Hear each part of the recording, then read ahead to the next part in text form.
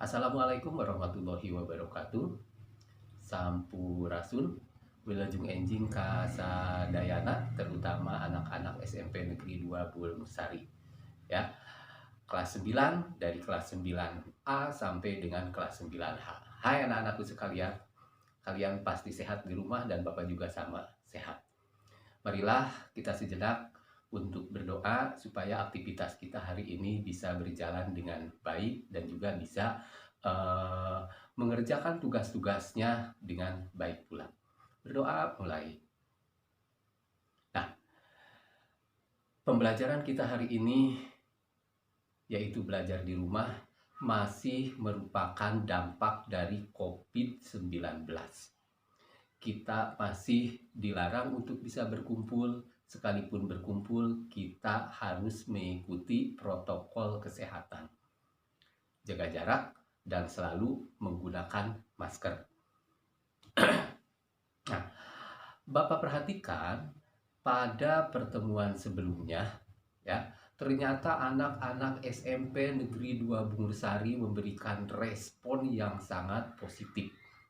Terbukti dari soal yang Bapak berikan, kemudian juga kehadiran di sini menunjukkan angka 80%.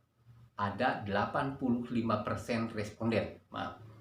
Ya, yang artinya di sini sebagian besar anak kelas 9 merespon aktivitas belajar dari rumah. Dan dari 85% ini ternyata 75%-nya mengerjakan tugas sesuai dengan kompetensi yang diharapkan. Artinya kalian telah memahami materi yang diberikan kemarin. Yaitu tentang apa? Tentang pembelahan sel. Ada yang masih ingat kira-kira pembelahan sel itu ada berapa macam? Iya, tepat betul, ada 2 macam. Yaitu pembelahan secara mitosis dan pembelahan secara meiosis. Di mana pembelahan secara meiosis di sini, ya, salah satu fungsinya adalah di dalam proses gametosis. Berbicara tentang gamet, berarti kita akan berbicara tentang sel kelamin. Ya, berbicara tentang sel kelamin sama artinya kita nanti akan membahas organ reproduksi. Lebih tepatnya adalah struktur dan fungsi sistem reproduksi manusia. Nah, di mana untuk pembelajaran kali ini kompetensi dasarnya masih sama dengan kompetensi dasar yang kemarin. Hanya tujuan pembelajarannya yang berbeda.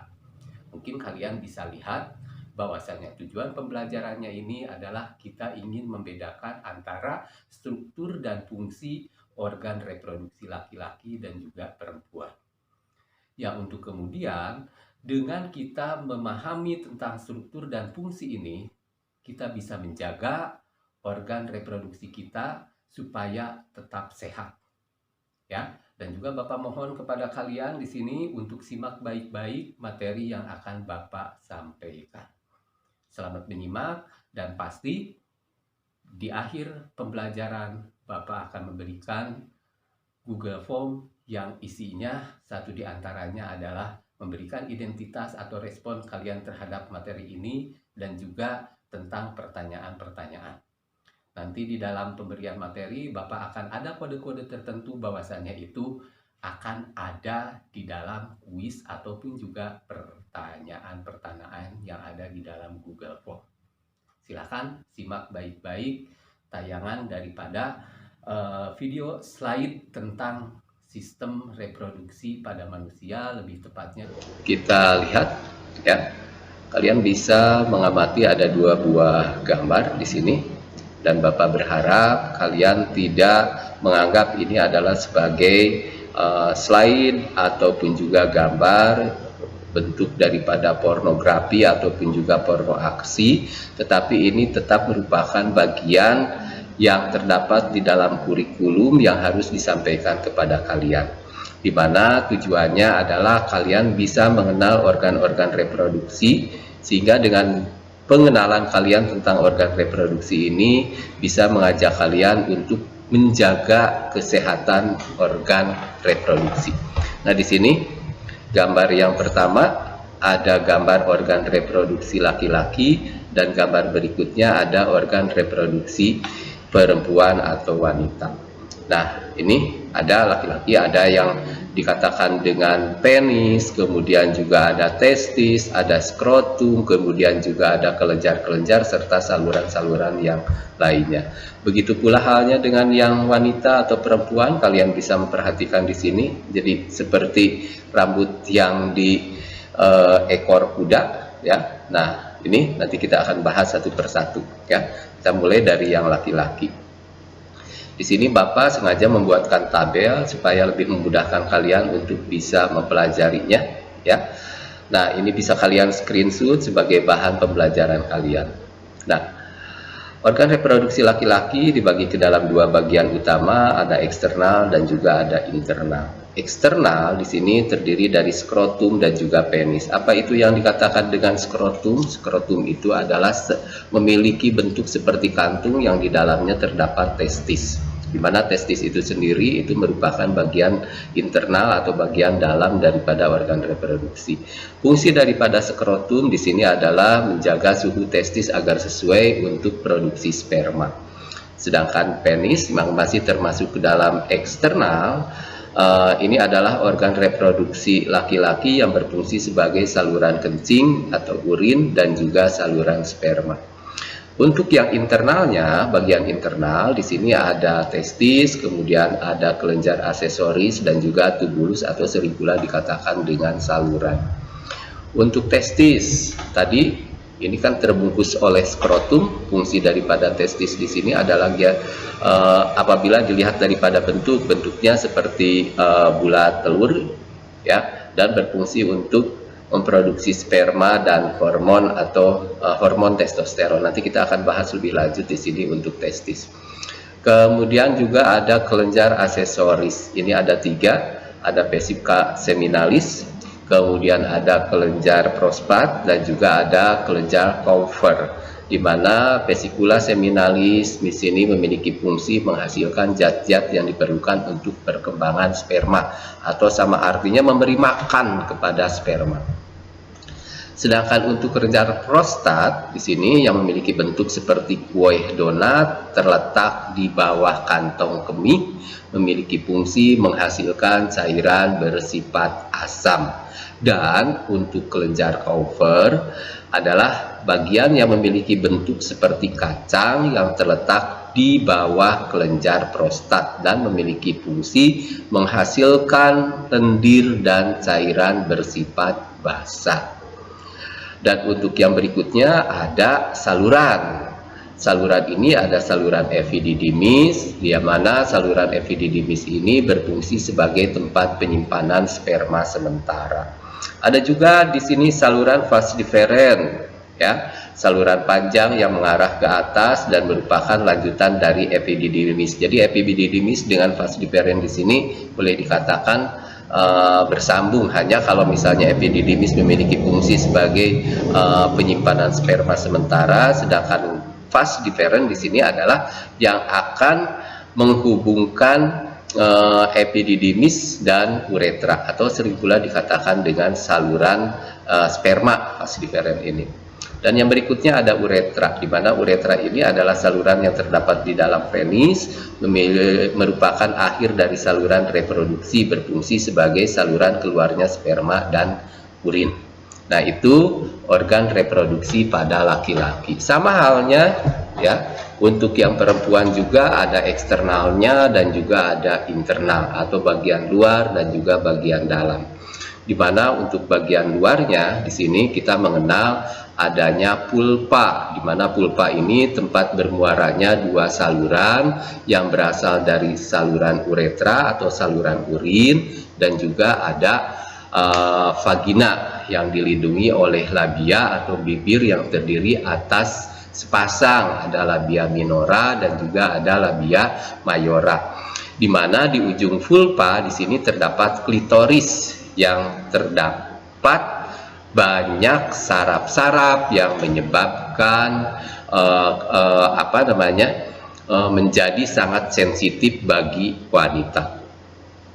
Sedangkan untuk bagian internal dari alat reproduksi wanita, kita mengenal adanya ovarium yang jumlahnya adalah sepasang, memiliki fungsi di sini menghasilkan ovum melalui proses oogenesis. Nanti kita akan bahas lebih lanjut tentang oogenesisnya. Kemudian menghasilkan hormon estrogen dan progesteron. Ya. Kemudian agak ke bagian luar daripada ovarium, di sini terdapat tuba Fallopi, di mana sering pula dikatakan dengan saluran sel telur, atau ada istilah lainnya adalah oviduct, yang berfungsi sebagai tempat terjadinya fertilisasi atau di mana bertemunya sel telur dengan spermatozoa. Pada bagian bawah di sini kita akan ada tempat yang berfungsi sebagai tempat penyimpanan atau perkembangan embrio yang disebut dengan uterus, atau lebih dikenal dalam bahasa Indonesianya adalah rahim. Dan pada bagian luar yang tadi akan langsung berhubungan dengan vulva, kita mengenal ada yang dikatakan dengan vagina, di mana vagina ini berperan di dalam proses kovulasi. Apa itu yang dikatakan dengan kovulasi? Itu adalah proses di mana spermatozoa disalurkan ke dalam organ reproduksi wanita. Kemudian juga vagina memiliki fungsi sebagai saluran yang dilewati oleh bayi pada saat lahir, dan juga di sini tempat keluarnya darah menstruasi ketika ovum tidak dibuahi. Nanti kita akan jelaskan lebih lanjut tentang peristiwa menstruasi. Nah, tadi udah Bapak jelaskan bahwasanya kedua organ tersebut nanti akan menghasilkan sel kelamin, atau misalnya kemarin pada saat kita membahas tentang pembelahan sel, salah satu daripada pembelahan sel itu yaitu pembelahan sel secara meiosis berfungsi di dalam pembentukan gamet. Nah, sekarang Bapak akan jelaskan di sini bagaimana proses pembentukan gamet atau sel kelamin pada laki-laki dan juga pada perempuan. Pada laki-laki, proses pembentukan gamet atau gametogenesis ini sering disebut dengan spermatogenesis. Kalian bisa lihat di sini, ya. Ada pembelahan meiosis 1, pembelahan meiosis 2 yang secara otomatis tahapan-tahapan di dalam pembelahan itu pasti dilalui, baik meiosis 1 maupun meiosis 2. Mulai dari tahapan misalnya profase, metafase, anafase, dan juga telofase, baik di meiosis 1 dan meiosis kedua, di mana hasil akhirnya itu adalah akan dihasilkan sel kelamin jantan atau spermatozoa yang memiliki sifat kromosomnya itu adalah separuh dari kromosom sel induk, atau sering pula dikatakan dengan haploid yang dikodekan dengan N. Nah, ini jadi yang sama halnya dengan yang terjadi pada saat pembentukan sel kelamin jantan atau spermatogenesis, pembentukan sel kelamin pada perempuan atau sering pula dikatakan dengan oogenesis. Di sini mengalami proses pembelahan meiosis sebanyak 2 kali, dan pasti tahapan-tahapannya juga sama, daripada profase, metafase, anafase, telofase. Ya, jadi ada 1 dan 2, di mana hasil akhirnya di sini adalah akan dihasilkan sel anakan yang sifatnya itu adalah haploid atau N, atau setengah daripada jumlah kromosom yang dimiliki oleh induk. Hanya dari hasil pembelahan ini ada yang mengalami degradasi dan hanya 1 sel telur yang siap dibuahi. Ya. Nah, jadi bagaimana dengan sel telur yang tidak dibuahi? Sebelum kita membahas tentang sel telur yang tidak dibuahi, kita lihat dulu peristiwa ovulasi. Apa yang dikatakan dengan peristiwa ovulasi? Yaitu lepasnya sel telur dari ovarium. Nah, sel telur yang lepas dari ovarium itu adalah yang mana? Yang telah matang, yang tadi disebutkan siap untuk dibuahi. Ya. Bagaimana kalau misalnya di sini sel telurnya itu tidak dibuahi? Maka sel telur yang tidak dibuahi ini akan keluar, ya, di mana seorang wanita dewasa setiap bulan akan melepaskan sel telur matang dari salah satu ovariumnya apabila tidak terjadi fertilisasi atau pembuahan. Di sini akan terjadi pendarahan yang disertai luruhnya sel telur dan lapisan endometrium. Apa itu endometrium? Ini adalah lapisan pada dinding rahim. Pendarahan ini disebut dengan menstruasi, di mana menstruasi terjadi secara periodik sehingga disebut dengan siklus menstruasi. Yang pada umumnya atau normal, siklus menstruasi itu selama 28 hari. Nah, kalian kita lihat dulu di sini dari angka 1 sampai dengan ini ya. Ini kalian bisa lihat ada sel telur yang tidak dibuahi. Kalau dibuahi harusnya menempel di sini pada dinding rahim. Nah, berarti pada hari pertama maka sel telur ini akan keluar. Ya. Sampai biasanya seminggu atau 5 atau sampai dengan 7 hari, dimana pada hari ke-10 kalian bisa lihat misalnya mulai dari itu akan berhenti. Nah, dimana hari ke-14 sampai dengan ke-15 di sini sel telur itu akan keluar lagi dari ovariumnya ya. Nah itu, nah jadi itu yang dikatakan dengan siklus menstruasi. Nah, sini bagaimana proses fertilisasi itu terjadi. Nah, kalian bisa lihat di sini. Ya. Fertilisasi.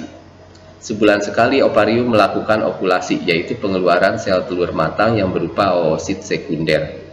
Sel telur ini siap dibuahi oleh sperma. Peleburan antara sel telur dengan sperma disebut dengan pembuahan atau fertilisasi. Nah, kalian bisa lihat di sini ada gambar ya. Jadi bagaimana fertilisasi itu terjadi? Ini kan dianggapnya sebagai ovarium ya. Ketika terjadi ovulasi, lepasnya sel telur dari ovarium, maka sel telur ini akan keluar menuju ke tuba Fallopi sini ya. Kemudian apabila ada sperma itu yang bergerak ya, maka sperma itu akan bergerak. Kenapa sperma bisa bergerak? Nah, karena sperma memiliki ekor ya. Nah, di sini bergerak menuju kepada tuba Fallopi ya, atau sering pula dikatakan ovidum. Apabila terjadi pembuahan di sini, maka zigot yang terbentuk akan dibawa menuju kepada dinding rahim. Nah, di sini ya, selama 9-10 hari maka dia akan berkembang ya apabila mendapatkan nutrisi dengan baik. Paparan dari materi tentang struktur dan fungsi organ reproduksi pada manusia ya, yang untuk kemudian silahkan nanti kalian isi pertanyaan-pertanyaan yang terdapat di dalam Google Form yang alamatnya ada di sini nih gitu ya. Dan Bapak mohon bantuan kepada kalian untuk bisa berbagi dengan teman-temannya yang tidak terfasilitasi atau tidak terkoneksi dengan internet, untuk bisa memperlihatkan pertanyaan-pertanyaan tersebut kepada mereka ya. Tolong bantu mereka ya, supaya mereka juga bisa mengerjakan tugas dengan baik sekalipun dia harus mengumpulkan secara langsung kepada kami. Demikianlah pertemuan kita hari ini. Insya Allah kita akan ketemu pada pertemuan minggu yang akan datang